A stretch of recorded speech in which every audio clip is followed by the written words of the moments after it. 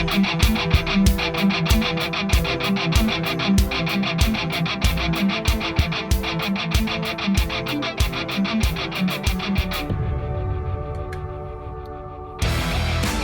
is Jerome Corsi, and today is Tuesday, April 25th, 2023. And we have a lot of politics to cover today. It's a very, very big day on politics. Let's get started with the first announcement today, which I think will dominate a lot of the news. That is, Biden is going to announce today that he's going to run for a second term as president. Now, that's really not much of a surprise. It's been expected through the end of last week. But again, he's got a campaign video that he's launching today. And I think if you watch it, you'll see Biden talking about the future of America. And it's actually described in the Wall Street Journal article that we posted here, which essentially is that Biden saying whether in the years ahead we'll have more freedom or less freedom, more rights or less rights. I know what I want the answer to be, and I think you do too. It's not a time to be complacent. That's why I'm running for re-election. Well, again, his 3-minute video is going to show clips with Kamala Harris, and I'm sure they're going to position to attack Donald Trump and argue that the MAGA are extremists. So essentially what we see is Biden is going to not be concerned about his low polls, not be concerned about his age or his fitness for the office, his apparent inability to know where he is half of the time. But then he thinks he's going to run for re-election and succeed, obviously. And I would expect that this is going to be a positioning of a campaign that will anticipate taking on Donald Trump again, the rematch. Now, whether Biden is going to succeed or not in this, in terms of even running, is an open question. There's a lot going on within the Democratic Party right now, more so in a sense than the Republican Party. Donald Trump is still the outsider, and he has the dominant position with the core base of the Republican Party. The Republican Party has become really increasingly Democrat-light, and they're not adhering to the principles which I would expect conservatives to want to aspire to achieve. At any rate, Biden is going to be running on his record. And the record is not one that I think he's going to be proud of once the recession starts. That's going to be a big detriment for Biden. Also, I've noticed that we are seeing an increasing amount of coverage of the Biden scandals, which are in the mainstream media, with this whistleblower, which is getting a lot of attention. Stories coming out of the House Oversight Committee, Representative Comer. I think we're seeing more and more news about Biden. And if he does run for president, which he's going to do, he's announcing it, then we're going to see Congress ramp up investigations. I think there'll suddenly be more enthusiasm in the GOP for investigations and hearings. So I don't think the issue of Biden's past and the issue of the economy, I expect these are going to be two of the major issues that Biden's going to have to deal with. One of the interesting things that I noticed here, and it's mentioned in the Wall Street Journal article, is that Biden also announced his first run for presidency on April 25th. So this is, I guess, his day to do so. And he's repeated that. Good luck for him, repeating the pattern. The other challenge within the Democratic Party, of course, is Robert Kennedy Jr. And that's going to be another major challenge because Robert Kennedy is more of a traditional liberal, as was his father, wanting to benefit the poor, wanting to work with labor unions, etc., but not in this extreme neo-Marxism. He's not going to go along with some of the woke culture. And that's, I think, going to be a divisive force within the Democratic Party. Although I don't think it's going to be the major conflict in the Democratic Party. The next story I want to cover is that this Susan Rice also is leaving. She has been, I think, one of the maybe the closest political aide to Barack Obama, and certainly with him the longest. She and Valerie Jarrett. Of course, Valerie Jarrett's more a counselor to Obama and stays a little bit out of the limelight. Susan Rice is the one that is more officially in a position of influence or power. She currently is advising Biden in the White House on both foreign policy and domestic affairs. Now that Susan Rice is leaving the White House at the same time Biden is announcing his run for presidency, strongly suggests to me that people like Rick Grenell are right that she has been maybe the shadow president. She's certainly been the power behind the throne with Biden. And I'm strongly suspecting that she is leaving for Obama to position her as the campaign chairman, perhaps, for his wife, Michelle Obama, who I expect will run. I know Michelle is saying she doesn't like politics and all of that, but I think that essentially we're going to find that Joel Gilbert, again, is right, and that Michelle is going to run. If you haven't seen it, Joel Gilbert has a book out on Michelle and a very good video exploring Michelle's very political life. And Michelle is following Obama's pattern. She's got a book out. She's doing a book tour. She's positioning herself to be saying, I don't really want to run, but reluctantly, if the party needs me, I guess I can, that type of an approach.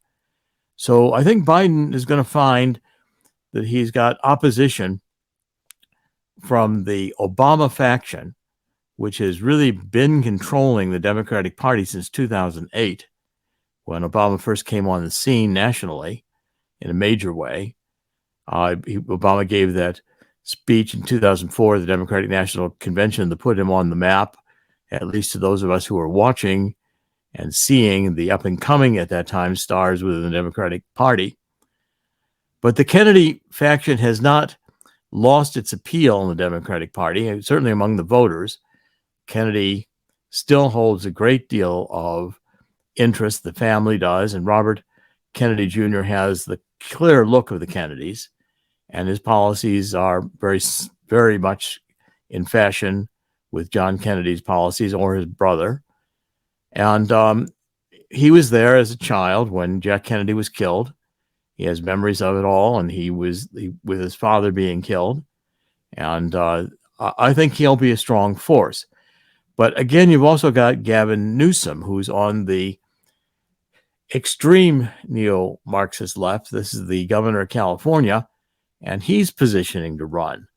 Now, the Democrats just decided they're not going to hold presidential debates in the Democratic Party because last time in 2000, they were just too raucous. Democrats shouting and screaming at each other.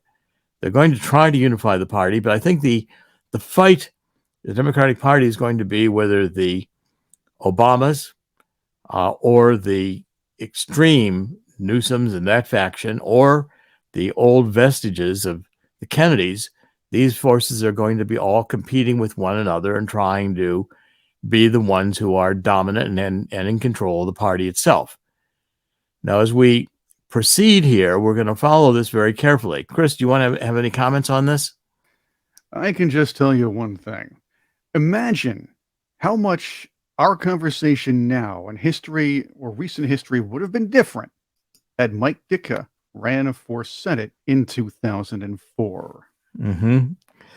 Okay. No joke. I'm not joking. Because Explain it. He was the one who Republicans wanted to challenge a young up-and-coming Barack Obama back in 2004. I see. It was big news. Now, it was Mike Ditka in Illinois, the coach. Yeah, coach, the Bears. The man. Right.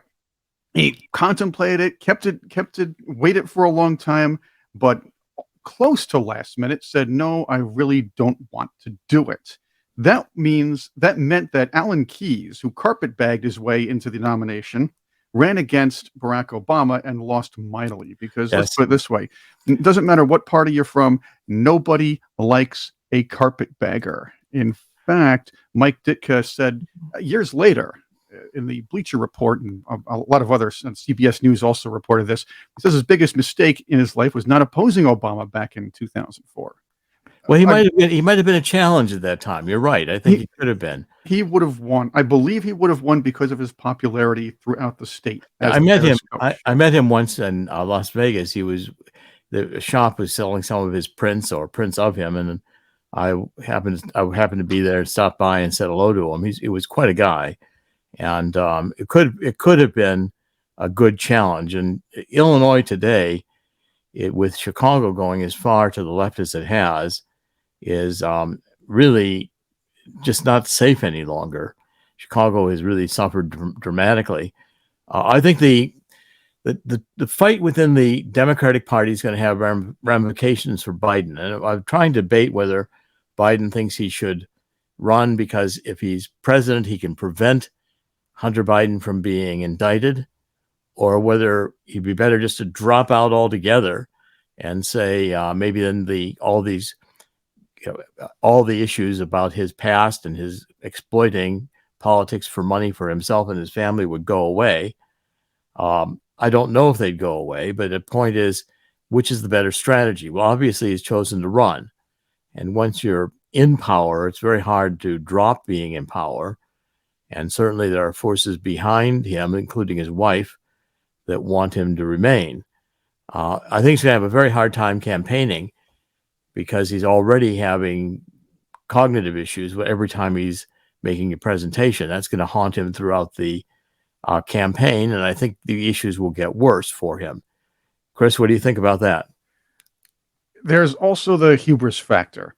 This man's been president for 4 years. He doesn't want to go down without swinging, I suppose, no matter what happens. Yes, the protecting his family and protecting his interests overseas is a factor, but hubris has always been a factor as well. This man thinks, hey, I was the vice president. People thought I was the one in charge back in the 2010s. Apparently, people now think Obama's in charge. I'm going to show these people that I'm going to come back, win the nomination, and win the presidency. Again, it's his ego, it's hubris. It takes over those in power, and I believe that's what's running Joe Biden right now. I think he believes he's the president that the media is telling the people he is.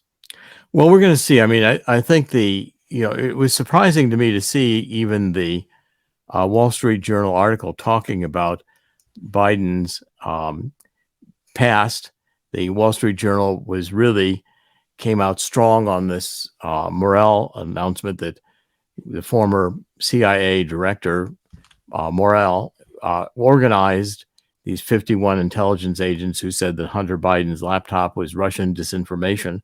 The Wall Street Journal editorial board really hammered Morell and Biden for all of that effort of gaslighting the whole issue. At any rate, the question here is that what's going to be at stake at this election is not only domestic policy with the massive debt, bank failures, and I think we're going to go to the 2024 election while the economy is deteriorating. That's never good news for the party in power. And secondly, we've got the international crises, which are continuing to ramp up. We've got the Ukraine war, which is expanding especially as becomes a surrogate war with us and the NATO forces giving more money and weapons to Ukraine to fight Russia. And Taiwan is an issue. Taiwan could be attacked any day by the Chinese and taken over. And you've got Iran, which the Biden administration seems to have not stopped or made any effort to stop from developing nuclear weapons. Iran is ramping up terrorism in the Middle East with Hamas and Hezbollah rocket attacks on Israel. So we've got a very potentially dangerous world that is at any moment going to cause trouble for the Democrats trying to run for re-election, whether it is Biden or another choice. It's also hard for a party with a president in office not to renominate that president. It's going to be a very difficult battle within the Democratic Party. And I think the issue is going to be to watch to see what the maneuvers are to get Biden to eventually bow out. That will possibly be one of the strategies that both Newsom and Michelle Obama, Barack Obama will push, because with Biden out of the way, then there's a clearer field for challengers to compete with each other, without having to say, why are you dumping the old man president? And does that mean his policies were failing if the Democrats can't renominate him? Or let's go to the next of these stories I want to cover today. And mostly today, we're going to be focusing on the politics because I think there's just too much going on in the politics to not weigh in. I was very interested to see that stories being circulated, and this was carried in a couple of different places. The Washington Post had a story today saying that the Biden team is going to have television ads after the presidential announcement. They're planning a blitz of ads. So I'm sure we're going to see Kamala Harris and a lot of the others doing ads for the Biden campaign. It looks like Biden's going to appoint this Julie Chavez Rodriguez, who's a top aide in the White House. She's a veteran of Vice President Kamala Harris's 2020 presidential campaign. She's the granddaughter of the California labor leader, Cesar Chavez. And again, this is another indication that the Biden camp is going to run a campaign that is very focused on labor issues, jobs, etc. And that's going to become extremely difficult if the economy deteriorates. Craig, what do you think? Again, we've seen the Biden administration brag about employment numbers going up post-COVID. Keep in mind, the people out there who don't know any better will say, wow, the numbers look pretty good this month, and this month, when peeling behind or beyond the actual surface news. You look at the fact that jobs are coming back from those COVID years. People are going back into the offices. Again, a lot of people working from home. And now we see a lot of unemployment numbers going down. Keep in mind also that unemployment percentages go down when people don't work after a couple of years. It's assumed by the Department of Labor when they gather these statistics that those who are not working for 2 years will not go back to the labor force. Right. It's going to be interesting watching the Democrats first. And then the Republicans, I think, will draw focus, but the effort's going to be to keep indicting Donald Trump so he can't run. He can run even if he's in prison. It's been done before. You've had some major figures who have drawn votes running from prison. I want to cover this next story as well. Tucker Carlson, of course, it was big news yesterday that Tucker Carlson's out at Fox. And then Don Lemon is out at CNN the same day. People didn't really notice that Dan Bongino also is out at Fox. He was out for a little bit, though, wasn't he? He was let go a little while ago. I think officially they talked about it in the same article. It may have been a few days ago or a while ago he was. But, I mean, it's the combination of all of these together that's kind of a sea change. Now, Tucker, I think, my take on the Tucker story is that when Fox had to pay the big settlement to Dominion on the voting, it was just too much of a hit. They became concerned about liabilities from Tucker going off on stories which they could get sued over. And this, I think, is really now, I think it's actually in Tucker's benefit. Tucker will now be free from the corporate restraints and the corporate concerns at Fox.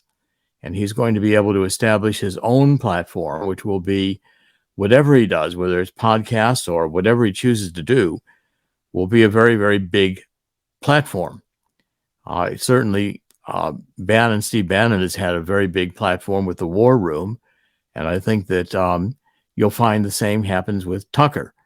Now, Tucker is increasingly, if you watch, there was a video that was done of these young kids who are doing these videos, had an interview with Tucker in which he was saying that he hadn't realized for all the years how much he had been brainwashed.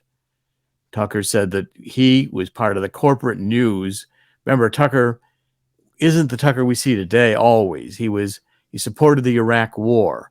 He supported the Iraq War back when George W. Bush was saying that there was weapons of mass destruction were Saddam Hussein, that whole narrative, which again turned out to be a false narrative. I mean, we've had a history now, and I think people are waking up to these false narratives that government puts out. And Tucker was saying he himself hadn't realized it, but as the media, he was the official spokesperson of the government lie, the government narrative. This was a Republican narrative, George W. Bush, on Saddam Hussein. We know no weapons of mass destruction were ever found.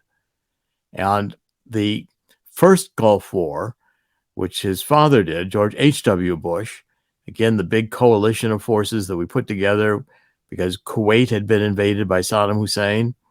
Well, most people didn't know where Kuwait was. It's a little tiny kingdom in that area, right by Saudi Arabia and Iraq. And the whole war was kind of like a show. I mean, it was almost like a television show. That's when CNN began doing its real 24-hour coverage. It really launched CNN as a news station because CNN was on site and was reporting hour by hour what was going on in the Iraq War in 1991. Now, again, that's now 30 years ago. It's hard to, it's gone fast in the sense that we've evolved so much. Our technology is much greater today. We didn't have the cell phone capability. We didn't have the internet. We didn't have the instant news capability. But when Tucker came out and was saying how he has now seen that everyone who was called conspiracy theorists was only because the mainstream narrative, the official government story of what was happening, did not want to be questioned. And he began questioning. That's what he was doing increasingly.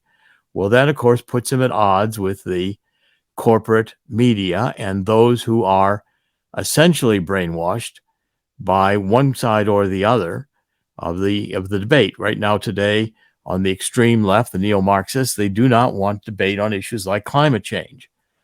Now, there's a couple of points I want to tie to, and I want us to focus for a minute on why we have the sponsors we do. First, Craig, if you'll go to Chris, if you'll go to the Swiss America, Chris, I want to point out the importance of having some gold, tangible value, walking liberty $50. I think the major issue of 2023 and 2024 is going to be economics. And I think we've been bringing you stories that no one else has brought you. I'm just found this morning there's going to be a summit in Europe where 9 nations are getting together. They want to put together a gigantic wind farm in the North Sea that's going to provide a wind power for 300 million homes. Now, these kinds of schemes are so gigantic. They're so the monstrosity of wind farms you're going to have to support that kind of an effort is going to be devastating in the environment of the North Sea. And people are already objecting to it. And Dunkirk off the coast of Belgium, they don't want to look out on that beautiful beach and see wind turbines. So you're going to have a lot. This is going to be the whole transition here of the energy going on is going to cost the United States and Western Europe a lower standard of living. We're going to have more inflation.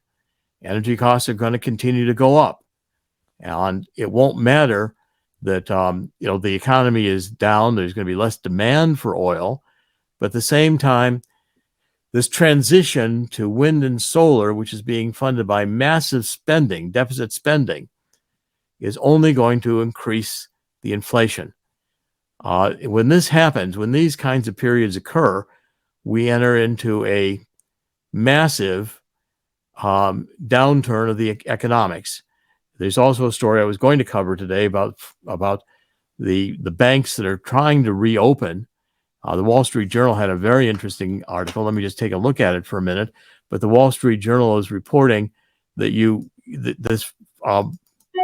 the banks that have been recovered, they're being put. Let me just pull it up. That are being brought into. Let me get it exactly in front of me. They're saying essentially that all of First Republic Bank. First Republic Bank has so much debt now. It had $30 billion from JP Morgan, and 10 of the largest other banks deposited at the bank to rescue it. It's got billions of dollars of debt. Now, the good news is it continued to operate, but the bad news is that all that borrowing came at much higher rates than normal deposits, which squeezed their profitability. And the Republic Bank is going to have to start shrinking its balance sheets, which means firing people and downsizing.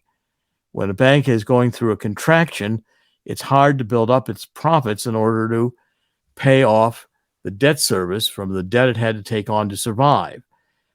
Commercial real estate is going to tank. These are other issues. We covered a story. One of the people who owns, I think, 10 buildings in Washington, D.C. defaulted within the last 2 weeks. That's another major hit on the banks. I really recommend that these Walking Liberty $50, you can get a one-time offer. Just fill out the form. It's a consultative selling. You can buy 250 of those dollars at basically the cost or the value of the silver in them. They're 90% silver, real silver. They're real coins compared to the little tinny coins were issued today by the Treasury. But the economics, I think, are going to be the dominant story of the election. That is, if we don't have international crises that pop up and expand. And I'm continuing to cover and will continue to cover the Russian advances in Ukraine. Putin is not going to lose that war. And if the EU continues to push, the EU is going to find itself, trying to expand NATO into Finland. The confrontation potential with Russia is only intensifying. But I'm going to start now a series of articles. I'm going to start writing them. I'm contemplating another book on the big guy and the Biden issues. I think Biden will be, for the first 6 months or so of the election cycle, big news. After that, I think it will turn into the internecine fighting within the Democratic Party. And if Michelle does enter the contest, it's going to be, again, there is no Mike Ditka around to block Michelle. I think if Michelle wants the nomination, Michelle's going to get it. I think Obama has that much clout within the Democratic Party. And remember, Obama wants fundamental change. Obama, as I wrote when I did the Obama Nation, was raised in Marxism, the neo-Marxism. I think we're facing a Democratic Party that, and the contest with Robert Kennedy Jr. is not going back to the traditional liberalism of Martin Luther King. Martin Luther King was a Republican, but the Democrats embraced the civil rights movement very strongly. And that is a movement that today, in the critical theory of the neo-Marxist left, which is being taught in universities, is considered to be outmoded. They want to imagine a future that has utopian values. I want to conclude with the Chris, if you can bring up the 2 books on the bookstore. These are featured in Amazon. We'll soon, by the way, we're soon going to be able to have gear on the show on the website, and I'll be posting a bookstore. We're getting all that designed. The website's still in the process of coming to be. Chris is doing an excellent job putting it together. But what we're seeing here is I've written a book on the truth about energy, global warming, and climate change. I'll be having another article coming out this week, I believe, in American Thinker, because very quickly behind the scenes, the neo-Marxist left is putting in place this agenda by regulatory action, which is going to, just as we covered last week, the EPA, Environmental Protection Act, is going to mandate new tailpipe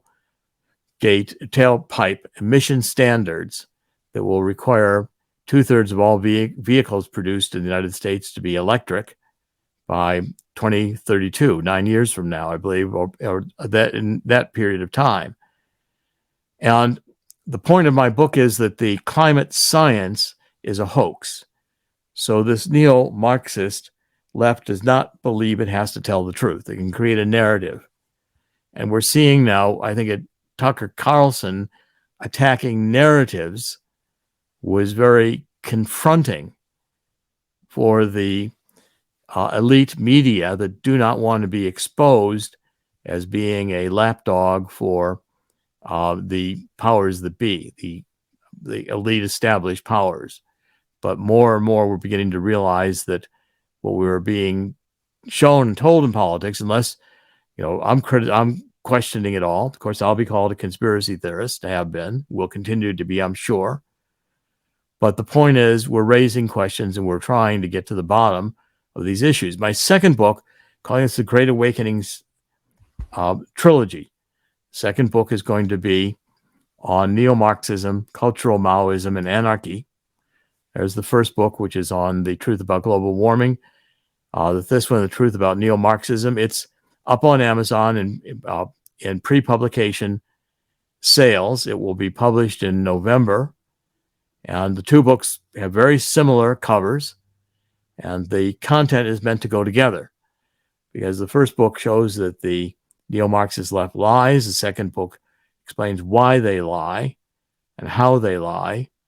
And it's because of the cultural Maoism, the attack on the culture, the evolution of Maoism and Marxism to be a culture war, undermining the culture of capitalism, breaking up families, etc. And the book is neither one of these books is exactly an easy read, but I think I've written them for now and also for the future to explain what this current period is like. It's to me like a popular delusion. Like if you study the past, people are easily swayed by popular delusions. The Middle Ages, women are possessed by Satan, so let's burn them at the stake. Insanity.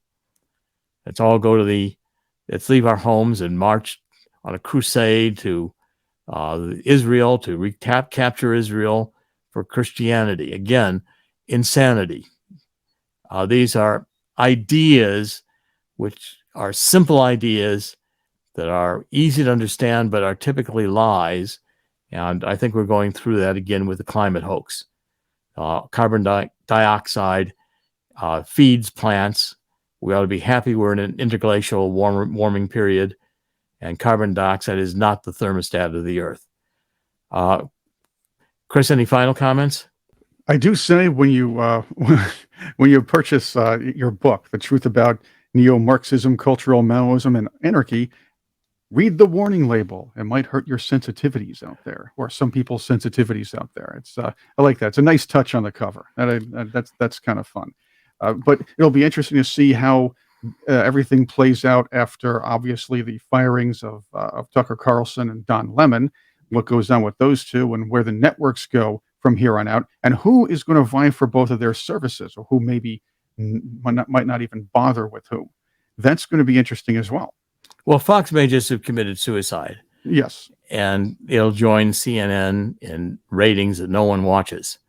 If they want to go to be bland and not have any controversy, not dare challenge the narratives, what it's going to do is it's going to push more of an audience onto podcasts like ours and others, where people can go and get more of the truth. Let's wrap it up. I'd like to stay right at this time.